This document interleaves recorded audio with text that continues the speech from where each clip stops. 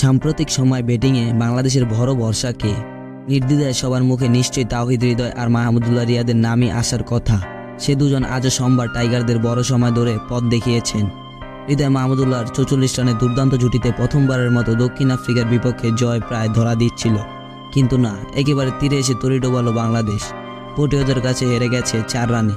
দক্ষিণ আফ্রিকার করা 113 রান ছোট পুঁজি হলো নিউ ইয়র্ক নাসাউ কাউন্টি স্টেডিয়ামে রান তাড়া করা কতটা কঠিন হতে পারে সেটি আগেই আন্দাজ করা গিয়েছিল। কিন্তু টাইগারদের আক্ষেপ ঝরবে হয়তো হৃদয়ের আউটে। কাগিসোর আবাদা জোরালো আবেদন না করলে আম্পায়ার আউট দিয়েছেন অনায়াসে। টিভি রিপ্লেতে দেখা যায় একেবারে লেগ স্টাম্পের বেল বরাবর আঘাত করত সেটি। আম্পায়ার স্কোরের আক্ষেপে পড়লেন হৃদয়। সেখানেই হয়তো শেষ হয়ে যায় টাইগারদের জয়ের স্বপ্ন।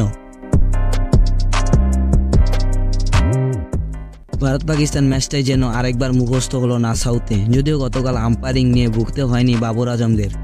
16.2 ওভারে হৃদয় আউট হওয়ার আগেই ওভারেই মাহমুদুল্লাহ প্রায় একইভাবে আউট দিয়েছিলেন আম্পায়ার সেম নগাজস্কি। পরে রিভিউ নিয়ে দেখা যায় বলটি লেগ স্টাম্পের বেশ বাইরে। এরপর অবশ্য শেষ ওভার পর্যন্ত রিয়াদ ক্রিজে থাকলেও 6 মারার চেষ্টায় বাউন্ডারি ক্যাচ দিয়েছেন। এতে অবশ্য এইডেন মাকরামের অবদান ছিল বেশি। কেশব মহারাজের ফুলটাচ বল নিশ্চিত জয় জন্য হাঁকিয়েছেন 6 রিয়াদ। ওই ওভারে 11 রান দরকার ছিল, বাংলাদেশ নিতে পারে কেবল 6 রান।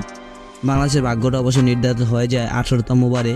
রাবাদার করা ওভারটিতে মাত্র 2 রান আসে। প্রথম বলে উইকেটের পর তিনি টানা 3টি ডট দেন।